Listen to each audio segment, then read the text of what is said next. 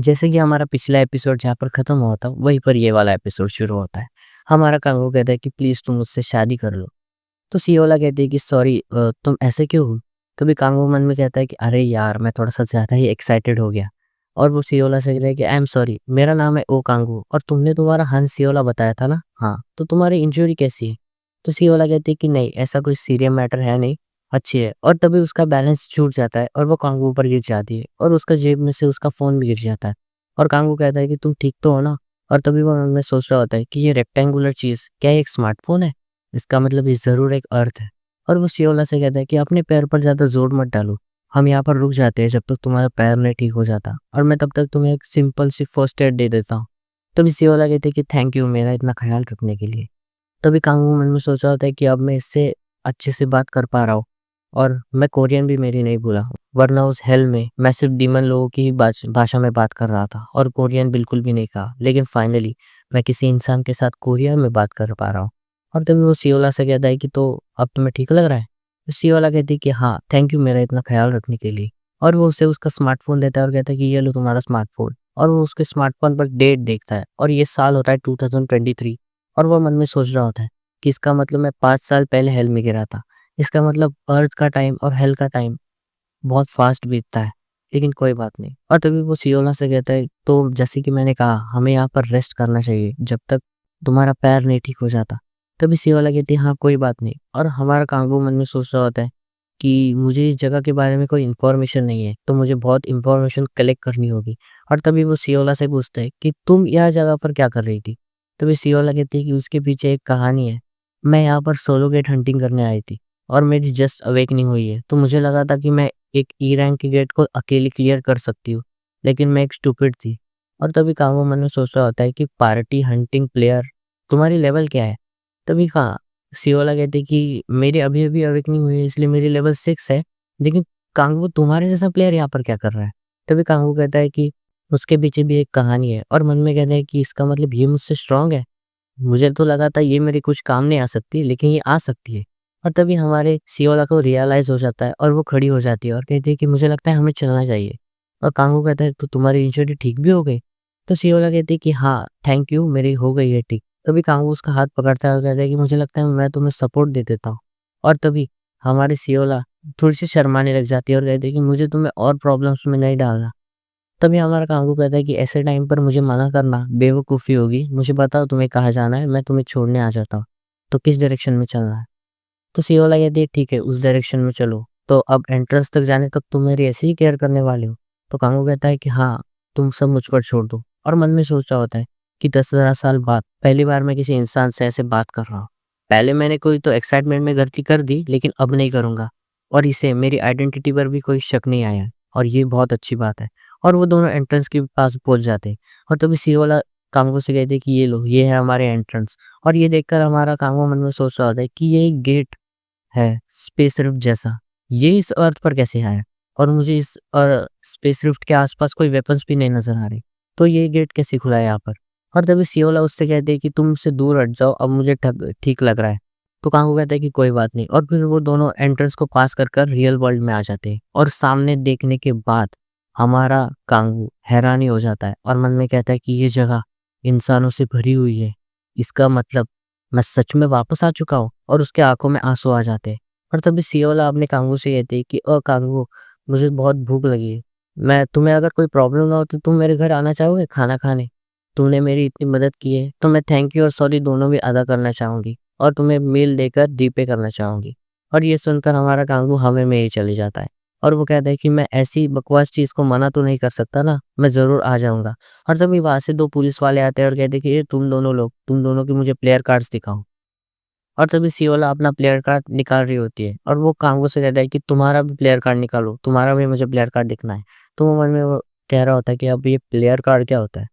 ठीक है छोड़ो, मुझे उसका यूज़ करना होगा। और वो अपनी डिमोनिक पावर यूज़ करता है और वो हमें बताता है कि ये डिमोनिक पावर कैसे काम करती है।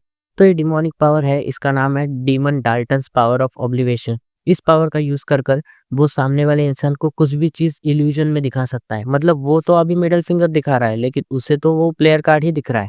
और वो पुलिस वाला कहता है कि हाँ, थैंक यू मैंने आपका प्लेयर कार्ड चेक कर लिया। और तभी हमारा हाँ, कांगबू सियोला से कहता है तो चलें हम फिर? और वो दोनों सियोला के अपार्टमेंट में आ जाते हैं और सियोला कहती है कि मेरे अपार्टमेंट में एलिवेटर नहीं है तो हमें स्टेयर्स लेकर जाना होगा। और कांगो कहता है कोई बात नहीं चलो, और वो मन में सोच रहा होता है कि इस अपार्टमेंट की ओल्ड स्मेल और ये नैरन स्टेयर्स और ये ठंडी रेलिंग और ये गंदी सी विंडो, फाइनली मैं अर्थ की चीज़ों के साथ सिंक कर पा रहा होता। और स्पेशली मैं इन सारे चीज़ों के बीच सियोला के घर आया हूँ। इसका मतलब मेरा आगे का फ्यूचर बहुत हैप्पी होने वाला है। तभी हमारे सियोला अपनी मॉम से कहती कि मॉम मैं घर पर आ गई, और उसकी मॉम कहती ओ सियोला तो तुम आ गई। और उन दोनों में बहुत प्यारी-प्यारी बातें चल रही होती है। और ये देखकर हमारा कांगो मन में सोच रहा होता है कि इसकी मॉम इन्हें पसंद आएगा कि मैं इनके घर खाना खाने आया हूँ। और तभी वो सियोला अपनी मॉम से कांगो को इंट्रोड्यूस करवाती है और कहती कि ये है कांगो, इसने मुझे आज बहुत डेंजरस सिचुएशन से बचाया है, इसलिए मैंने इसे खाना खाने घर पर बुलाया है। और ये सुनकर हमारी मॉम अपने कांगो का हाथ पकड़ लेती है और कहती है कि oh my God, thank you मेरी बच्ची की जान बचाने के लिए। मैं तुम्हारे तुम्हारे एहसान कैसे रिपे करूँ, मुझे कुछ समझ नहीं आ रहा। और कांगो कहता है कि अरे इतना कुछ थैंक यू बोलने की ज़रूरत नहीं है। और तभी उसकी मॉम उसे अंदर बुला लेती है और कहती है कि हम वैसे बहुत सिंपल रहते हैं, लेकिन आज तुम्हारे लिए डिलीशियस खाना बना देंगे। और तभी कांगो ये सुनकर मन में सोच रहा होता है कि मैं इनके घर खाना खाने आया हूँ। ये तो बहुत बुरी चीज़ है, लेकिन जैसी है लाइफ मैंने हेल में गुज़ारी है, मुझे लगता है कि मुझे इनके घर खाना खा लेना चाहिए। और तभी हमारी सियोला फ़ोन चलाने लग जाती है और ये देखकर हमारा कांगू मन में सोच रहा होता है कि टेलीफ़ोन एक अच्छी चीज़ है, सारी इन्फॉर्मेशंस कलेक्ट करने के लिए। और वो सियोला से कहता है कि सियोला क्या मैं तुम्हारा फ़ोन थोड़ी देर यूज़ कर सकता हूँ? अगर तुम्हें कोई एतराज़ ना हो तो। तो सियोला उसे फ़ोन दे देती है और कहती है कि तुम्हारा फ़ोन है ऐसे ही यूज़ करो।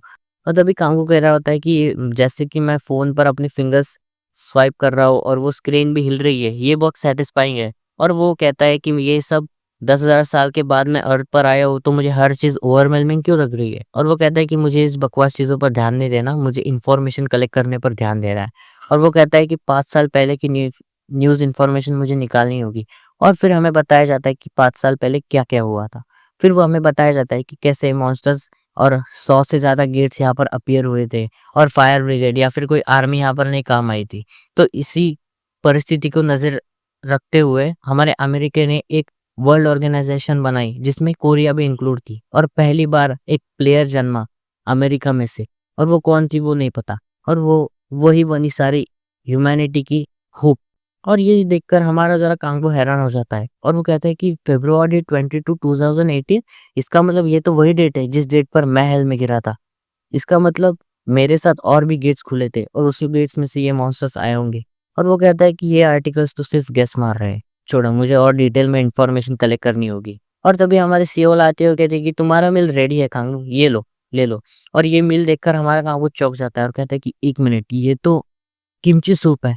और सियोला उसे सर्व कर देती है और हमारा कांगो एक बाइट उठाता है और टेस्ट कर रहा होता है और मन में सोच रहा होता है कि 5 साल पहले नहीं 10 साल पहले मैं हेल में गिरा था और मैंने सारी डिमोनिक एनर्जी एक्सेप्ट कर ली थी और उनके हैबिटेट्स भी एक्सेप्ट कर लिए थे।